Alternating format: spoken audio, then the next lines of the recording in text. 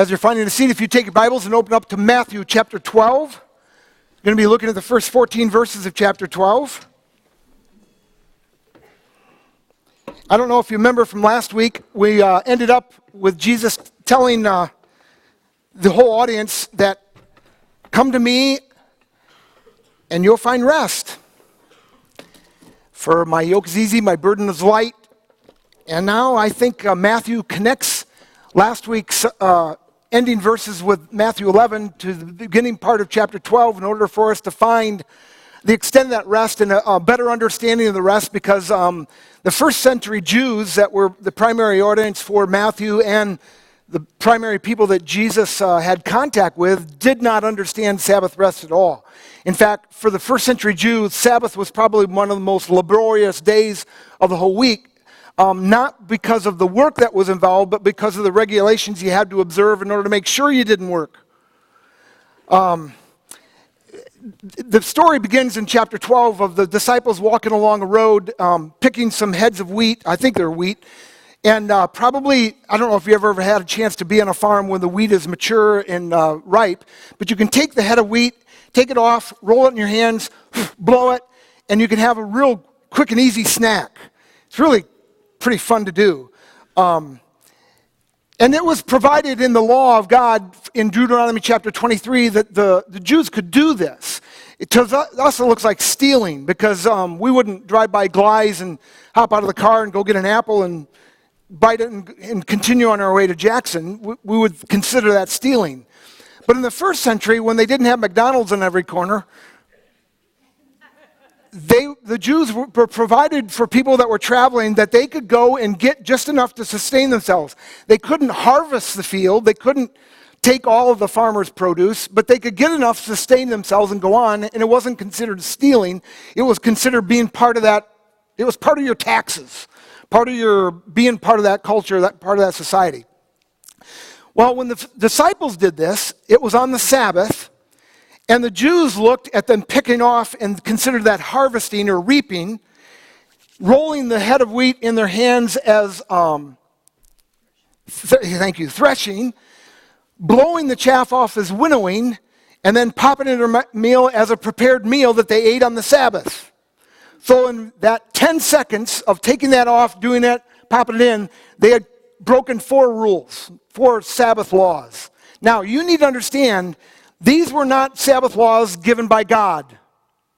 These were Sabbath laws that were issued by man, and Jesus calls them the tradition of the elders, the tradition of the forefathers. The Apostle Paul talks about them. These are not commandments from God. God would have never put this type of restriction on us. And they were deep restrictions. They were crazy restrictions. If you ate a radish and dipped it in salt because you enjoyed your radish that way, you had to eat it right away.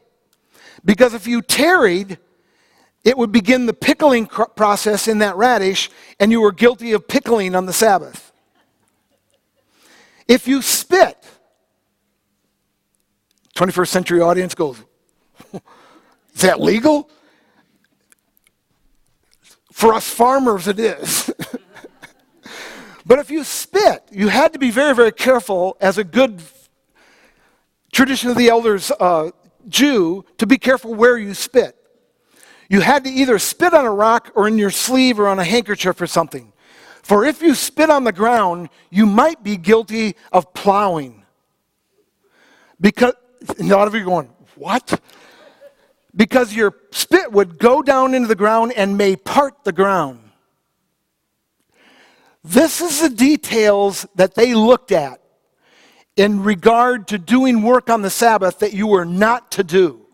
And yet, at the same time, they would set up all sorts of strange laws in order to give them liberty so that they could break their own laws in the spirit of the law. You could only walk 1,000 paces or 1,000 yards. But if you set up 1,000 yards from your house, okay? But if you set up another perimeter, or if you left a meal 1,000 yards away, that temporary meal that you left somewhere in the bushes 1,000 yards away now became your temporary residence, so you can go another 1,000 yards beyond that bush. Because you had set up temporary A lot of you are looking at me like, I can't believe that. Oh, it's much worse. And to this day, there are certain cities that have strings around them or wires around them that enlarge and make the whole city the residence for the Jews so they can travel freely in the whole city and travel on it. How many of you have heard of this? Okay, just a couple. There's actually, in the Sermon Notes, several cities in the United States that have these wires that are set up to allow the Jews living in that residences permission to be able to travel freely without breaking the Sabbath. I find it very, very interesting. You may not find it interesting. That's why I didn't put it in the sermon notes. These Jews that were following the tradition of the fathers, following their man-made rules, were willing to die for this. This was not some flippant thing that they made up in order to make life miserable. This is something they truly believed in. In fact, the Jewish historian Josephus records several battles that the Jews were involved in which the enemy coming against them, especially in Jerusalem, would come against them on the Sabbath, on the Saturday, their Lord's Day, and they would refuse to go against them in battle and basically just got run over. Folks, I don't think that's what God's intention was on the Sabbath. In fact, I know it's not according to what Jesus has to say. In fact, what Jesus has to say is their understanding of the Sabbath was a self-salvation project in order for them to be able to do certain things in order to merit their relationship with the God of the universe. Folks, that's not what the Sabbath was about. The Sabbath was intended to be a day set aside for you to reconnect with the God of the universe and for you to reorient yourself by resting and not doing your regular labors, not doing your regular routine, and setting aside time to think about what the God of the universe has got for you, what you are created to do for the God of the universe, who you are, who He is, and your relationship with Him. And folks, in 21st century America, we're not doing too much of that. In fact, a lot of us will come to the 8:30 service so we can go and make sure that we make Cedar Point by 11 o'clock and then hit the Mud Hens baseball game on the way back in Toledo and then make sure that we watch Sunday night football until we finally drop and then drag out of bed on Monday morning and go to work. Let me offer you to that if you drag out of bed and go to work on Monday morning and resent Mondays, that should be a red flag. Something is seriously wrong with your understanding of the Sabbath. Because Monday morning should be an opportunity for you to go, yes! Here I come, world, ready or not. I can tell this is going to be a hard sell audience. Which ought to be an indication of how far we have drifted from where God wants us to be. Because I'm serious, folks. The Sabbath should be an absolute delight for us, according to Isaiah, according to God, according to Jesus. One that we look forward to get restored, reoriented, refocused, reprioritize our lives, reimagine who we are, rethink about what our purpose and our meaning is in life. Instead, we look at Sunday as a chance to pull the slingshot even farther back, that we might catapult further into the week, when in reality we're to let the slingshot rest. Because that constant tension will eventually cause it to break. I don't know if slingshots actually do with that. It's only something I thought about right now, so it became an illustration. Real quickly, Jesus gives two examples to let the people that he's talking to, the Pharisees primarily, know that they were really screwed up in their understanding of what the Sabbath was all about.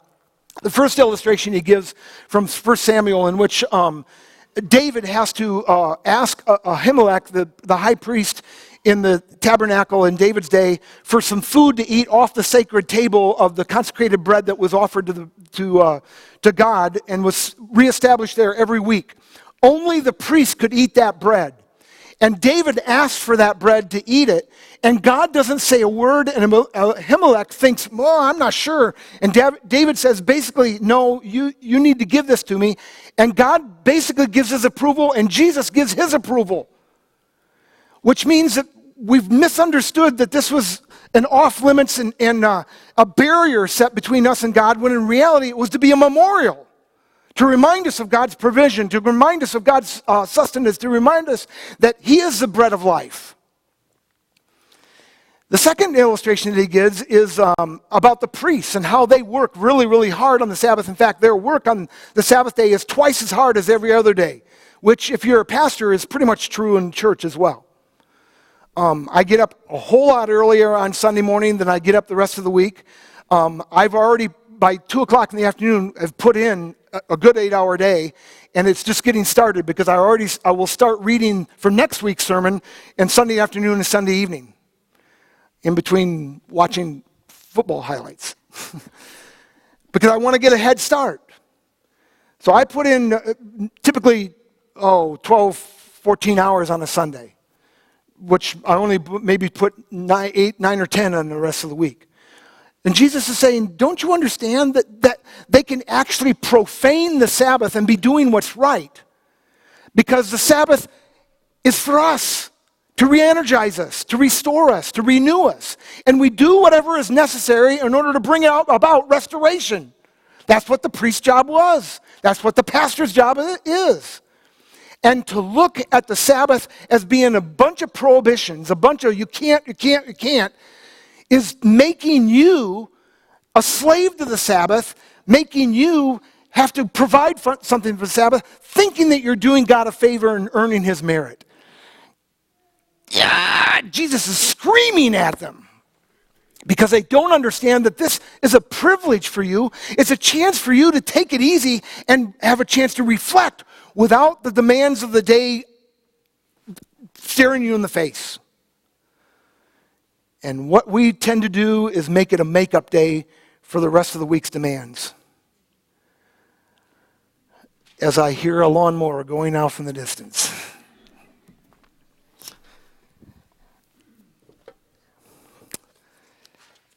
Listen very, very carefully as Carol Jacobus comes and reads from Matthew chapter 12, verses 1 through 14. Listen to Jesus' interchange and what he wants us to understand about the Sabbath. Please stand for the reading of God's Word.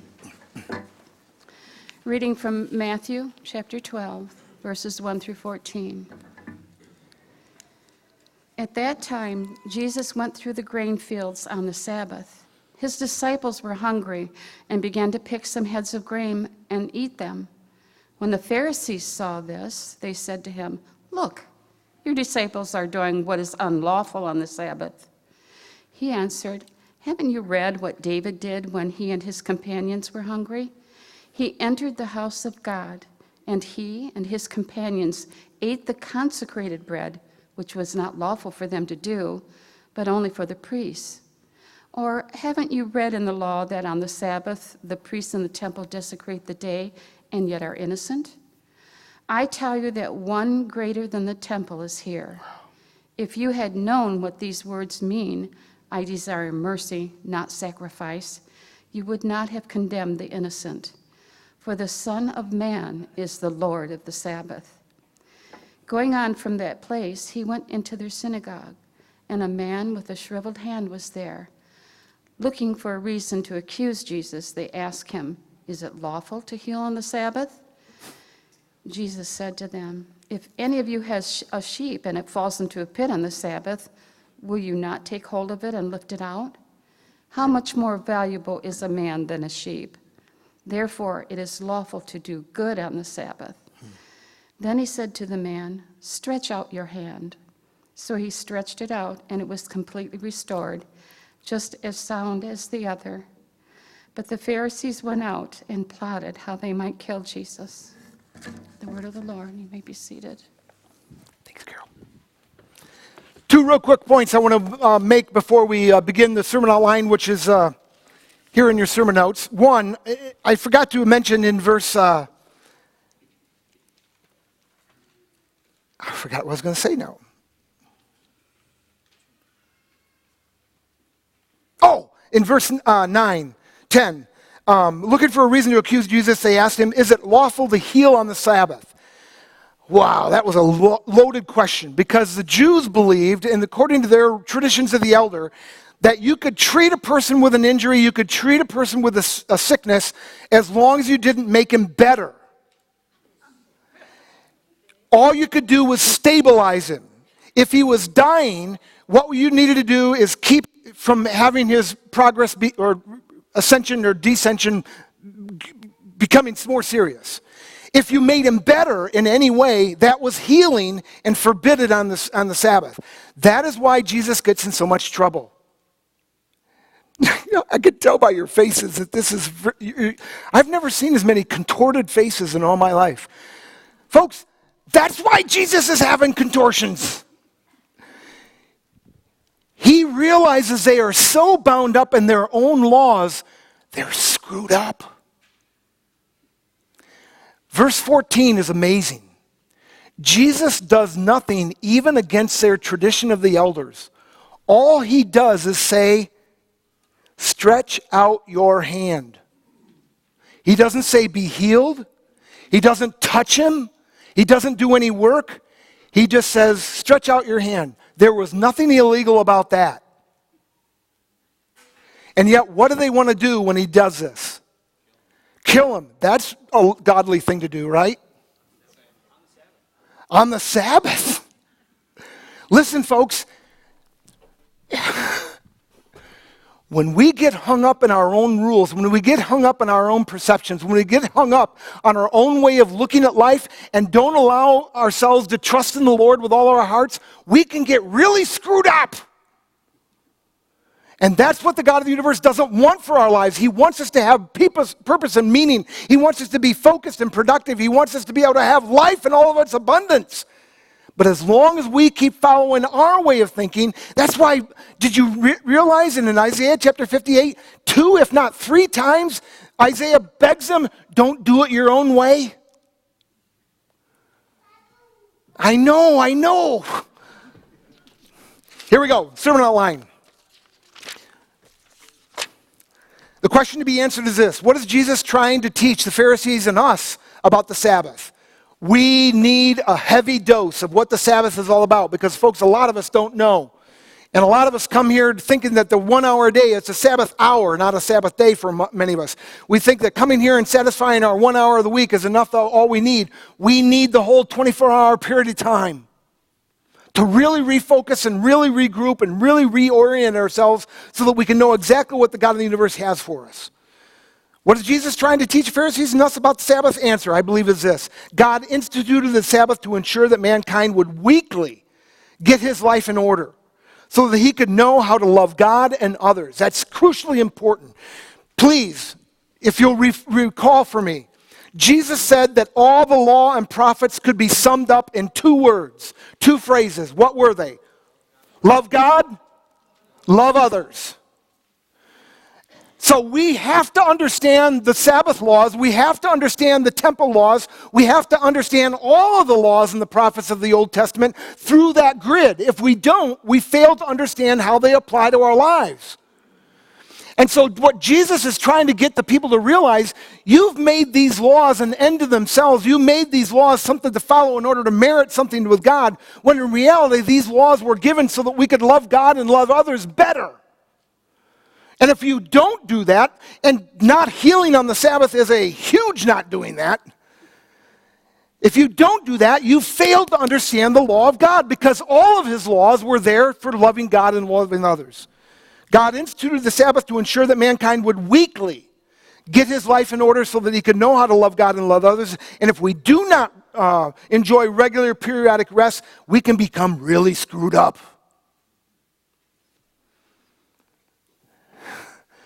We will become screwed up like the Pharisees were screwed up, where their value systems get so contorted that the hideous things become the things that they do.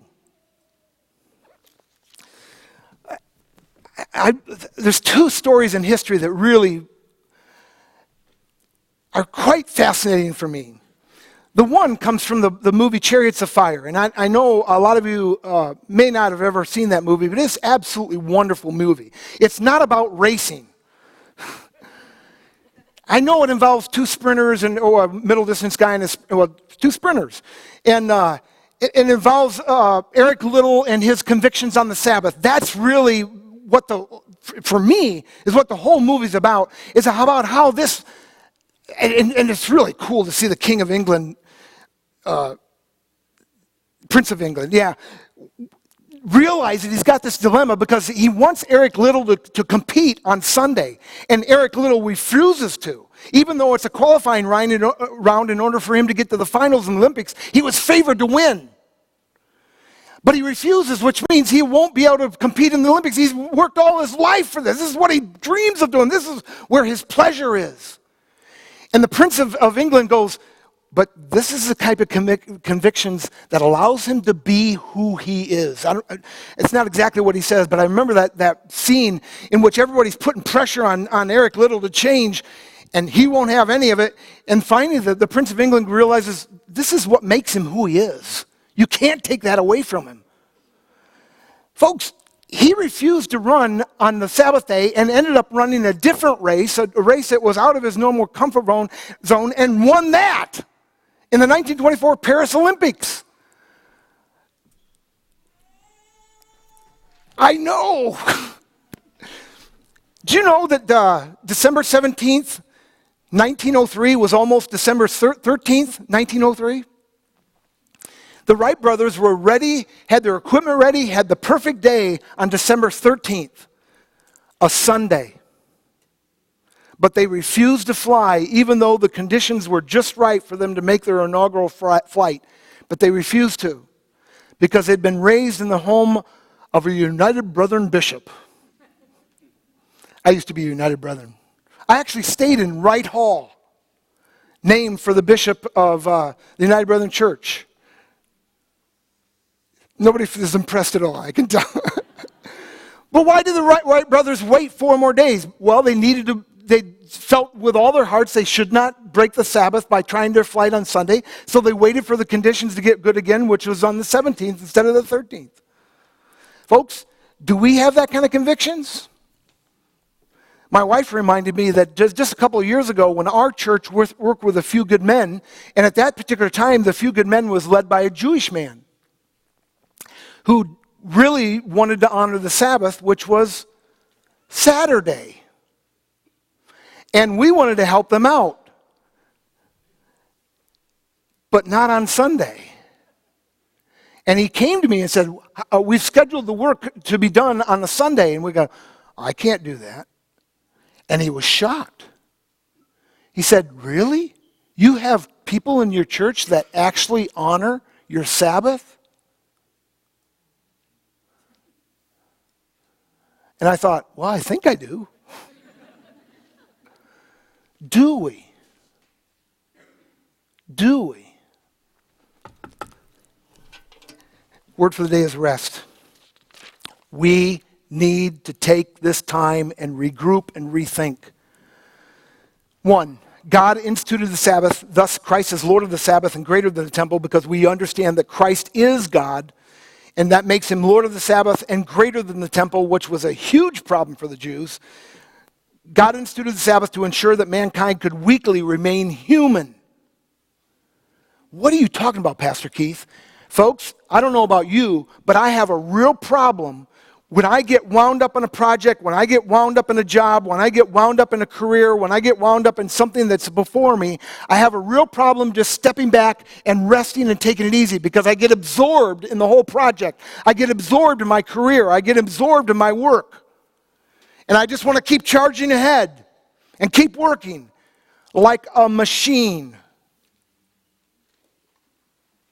We used to have a guy, his name was Joe Morellis, who was on our cross-country team back when I was a senior. He was a sophomore and unfortunately beat us all. But we used to call him the machine, because you'd get him in a pace and he would just go. It didn't matter if it was 2 miles or 20 miles. He'd just go. We'd be going,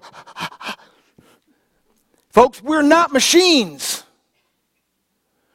And the worst thing that we can do is be guided by our passions, be guided by our desires. Well, I want to earn the money, or I want to do this thing, or I want to go to this amusement park, or I want to take this in. And so we cram it all together on Sunday because that's what we want to do. It's kind of like me having chocolate strawberries and French silk pie is for dessert. I don't know which one to choose, and so both. And then what do I feel like about an hour and a half later? There used to be a commercial for this. I can't believe I ate the whole thing. Some of you younger people have no idea what I'm talking about. Was it Alka-Seltzer? Pop, plop, fizz, fizz, oh, what a relief it is.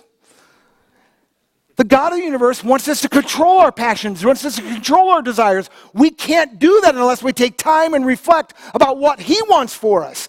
We will become slaves to our passions. We'll become slaves to our desires. We'll become slaves to our work. That's not where life is. That's where bondage is. God instituted the Sabbath to ensure that mankind could weekly remain human. I have three really, really cool guys I want to quote right now. One is Leonardo da Vinci. The next one is Theodore Roosevelt. And the next one is St. Bernard. Not the dog. First one. These are in your sermon line. At least the first two are. This is from Leonardo da Vinci. Every now and then go away, have a little relaxation, for when you come back to your work, your judgment will be sure. Since to remain constantly at work will cause you to lose power of judgment. Go some distance away, because then the work appears smaller and more of it can be taken in at a glance, and lack of harmony or proportion is more readily seen. I don't know about you, but I kind of regard Leonardo da Vinci as kind of a successful guy. Okay, no humor at all with. And I think the same thing of Teddy Roosevelt. I've read a couple of books about him, biographies about him. He was an amazing guy. Definitely not a 21st century wuss. This guy was a man. In fact, this side story, just because it's curious for you to know a side story about Teddy Roosevelt and the Sabbath. He taught Sunday school while he was governor of New York, and he got kicked out from being a teacher in his church. Great story. He was in Sunday school class, and a kid in his class came into his class, and he had a black eye. And he said to the kid, "How'd you get your black eye?" He says, "Well, Teddy, last week I was coming here to Sunday school, and this bully started harassing my sister and being mean to my sister. And so even though this bully was bigger than me, I protected my sister and beat him up and drove him away, and I got this black eye." And Teddy Roosevelt was like, "Bully for you!" Never mind. And encouraged him for beating up this kid on the Sabbath, for doing good and not harm. Some of you, I can tell, this is a hard sell as well. But I believe Teddy Roosevelt understood what the Sabbath was all about. It's about getting life in focus and doing what's necessary in order to make life better for all those around us. And Teddy Roosevelt was kicked out as being a Sunday school class teacher because he encouraged this boy to fight on the Sabbath. Would you be willing to? If somebody comes up and wants to defile your wife, hurt your children, beat up your roommate, would you take action? Or just sit back and say, "Well, it needs to happen because this is Sunday and I don't do anything on Sunday"? That's what Jesus is concerned about. We don't do anything on Sunday. We need to be proactive and getting ourselves realigned with the God of the universe. Just not cruising through and doing what we always do. So Teddy Roosevelt had this to say: "After a week of perplexing problems and heated contests, it does so rest my soul to come into the house of the Lord and worship and sing and mean it, Holy, holy, holy Lord God Almighty, and to know that He is my Father and takes me up into His life and plans and to commune personally with Christ. I am sure I get wisdom, not my own, and a superhuman strength for fighting the moral evils I am called to confront." And folks, if there were moral evils in Teddy Roosevelt's day in the early part of the 20th century, there are certainly more of them today. And I would like to suggest to you that, folks, in the technology and the age in which we live, in which there are few theologians, very few theologians or philosophers to consider what our technology and what our culture and our society is doing for us and our souls, we need to be in touch with the God of the universe on a periodic, regular basis to reevaluate whether or not what we're doing and the technology we have is actually good for us.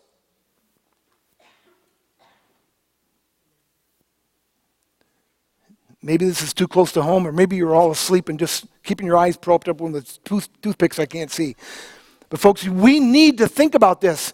For a long, long time, technology and culture moved so slowly in its progress that there was a lot of theologians and philosophers to consider the direction things were going and be able to give us advice on how to live. That's not true anymore.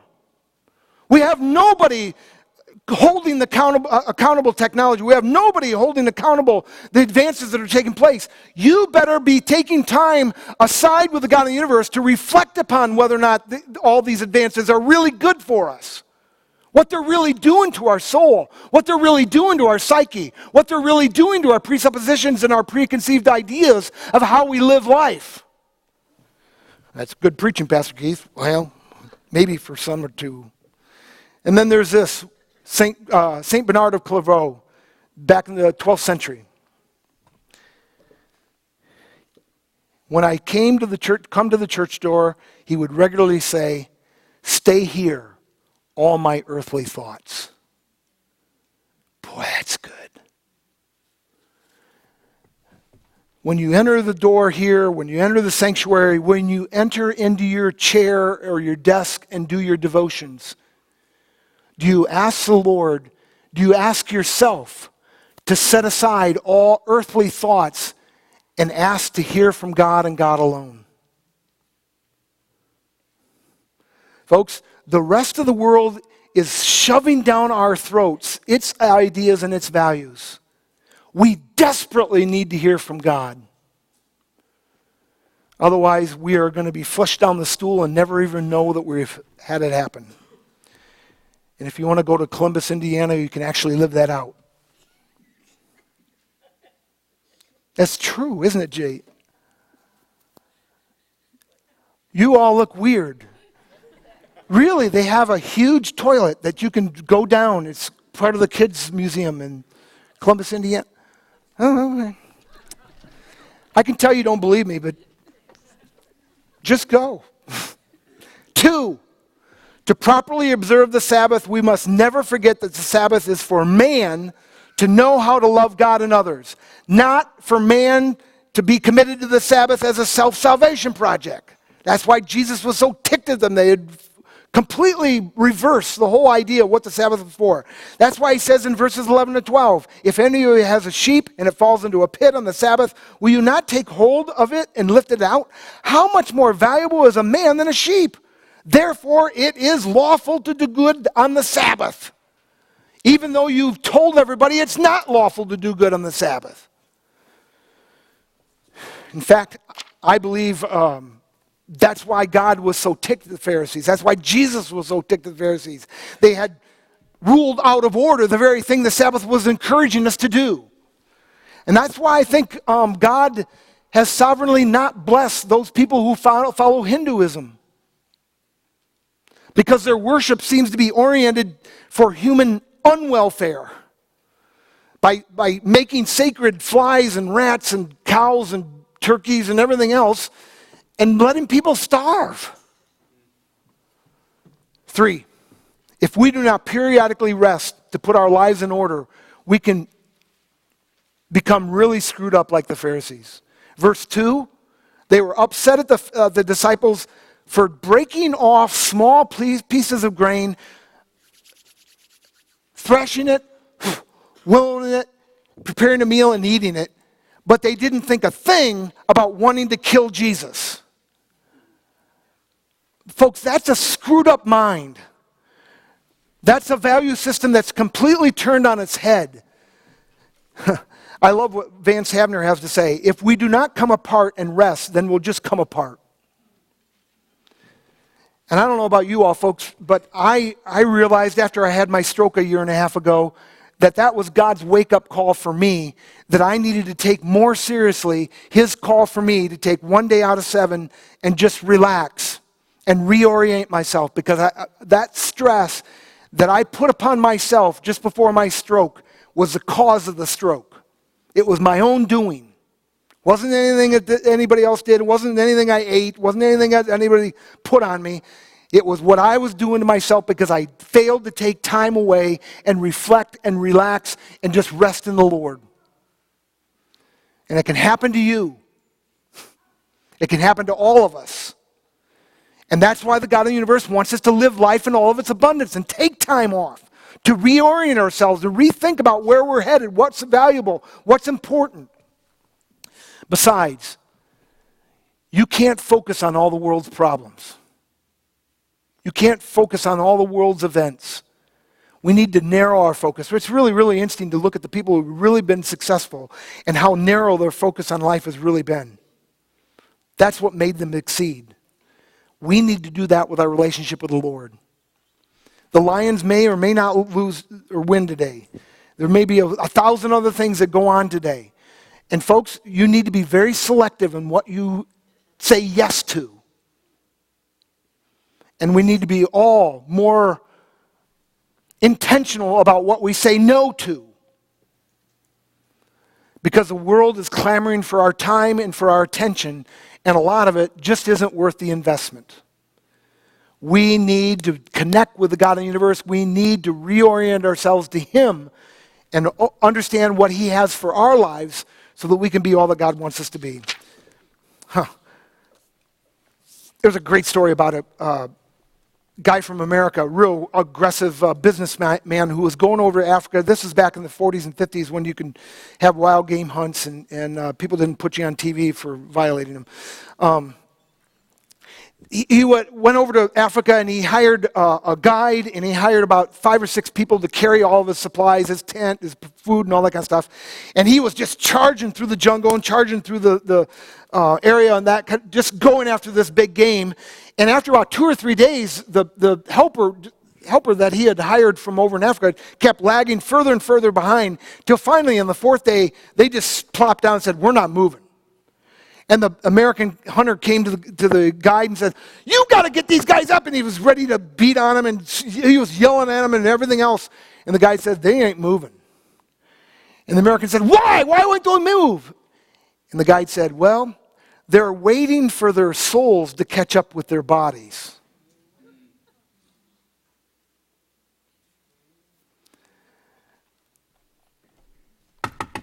Hello, McFly? I have a feeling there are a lot of Americans that need to spend about 2 weeks really reflecting on the God of the universe in order for their soul to catch up with their body. You know why? Because I used to be one of them. And it's a temptation for me constantly to live there. Because it's where the world congratulates you. It's where the world gives you kudos. "Oh man, he puts in 90 hours a week. Oh man, you should see the work that he does. Oh man, he really works hard and sacrifices for the company or for the business or for whatever." What does it profit a man if he gains the whole world and forfeits his own soul? The God of the universe knows that the life of abundance is when you live your life with your body and soul intact and not divorced from one another. And our pace and our agenda and our priorities are divorcing our souls from our body on a regular basis.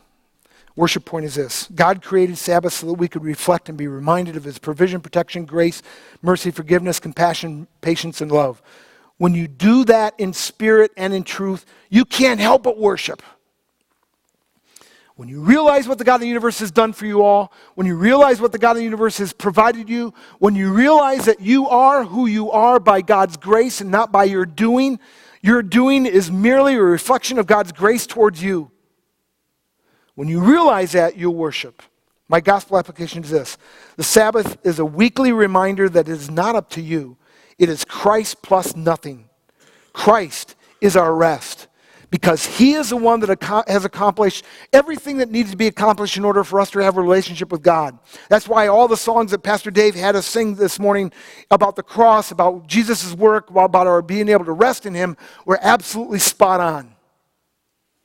And we don't even make this connection anymore because we're so far away from understanding God's perspective. We don't understand how Christ is our rest anymore. We need to spend time and see that we can have a great relationship with the God of the universe because of the merits of Christ and by trusting in him. And we need to rejoice in that and be energized by that so that each Monday morning we can be ready to take on the world not only by ourselves, but realize that we're there as ambassadors for Christ to change the world, to help them to realize that Monday isn't supposed to be a drudgery, it's supposed to be an opportunity to serve in order to make the world a better place, in order for God's will to be done here on earth as it is in heaven. There's two quotes that are in your sermon outline that I really, really appreciate. St. Augustine, our hearts are restless until we find our rest in thee, O Lord. And then Blaise Pascal, I believe he's a French mathematician, 16th century, somewhere around there. There is a God-shaped vacuum in the heart of every man which cannot be filled by any other created thing, but only by God, the Creator, made known through Jesus. Great quotes. My spiritual challenge is this: take time to observe the Sabbath so you might worship and get your life into proper perspective.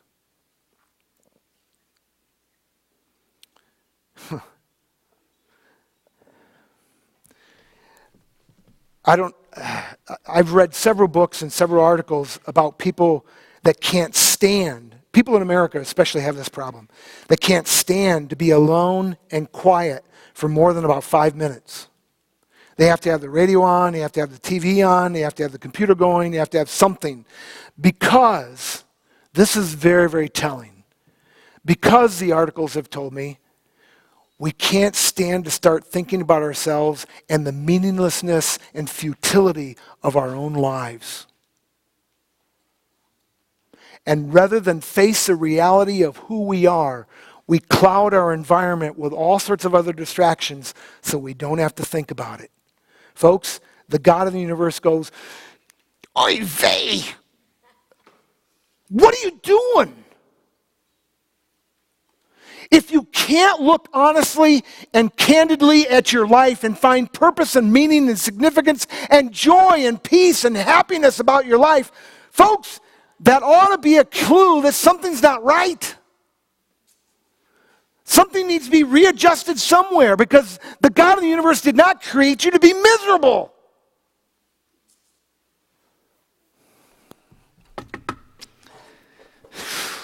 Take time to observe the Sabbath so you might worship and get your life into proper perspective. Never approach Sabbath as a means for saving or sustaining yourself. I pray you're not here in order to get credit for God so that you'll eventually tip the scales in your favor. Can you imagine what it would be like if you had a relationship with your wife or your husband that way? Maybe some of you do. Maybe that's probably not a good illustration. Folks, when I do something with my wife, I want to do it because I want to do it because I want to please her. Not just say, well, I got to do this. I got to go shopping with her in order for her to make me dinner tonight. Boy, there's a great relationship.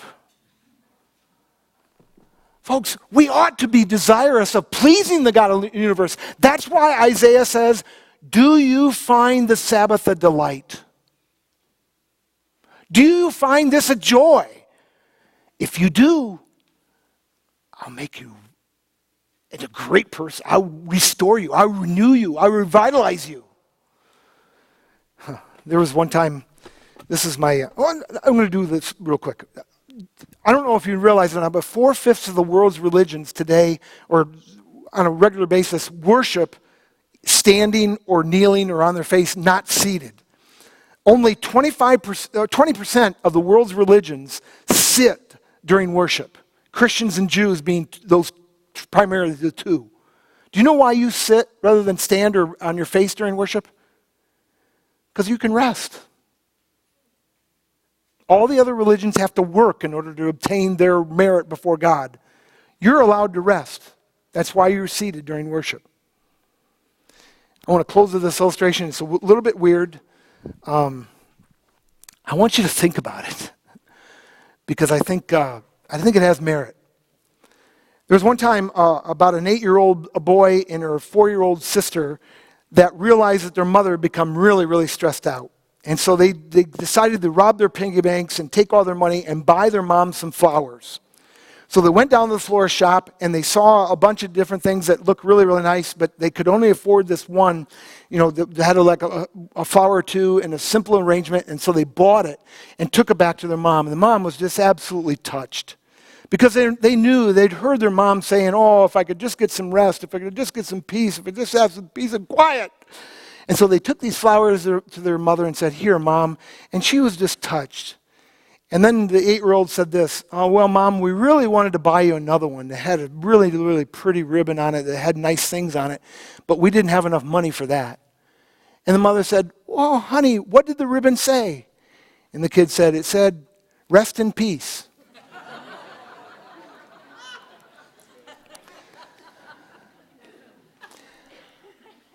I pray you find your rest before it's too late. Don't get to the end of your life and look back on your life and say, where did it go? What have I done? What's going to count? What did it all mean? That should have been taking place one day out of 7 all the weeks of your life. So that when you get to the end of your life, you don't think, what a waste.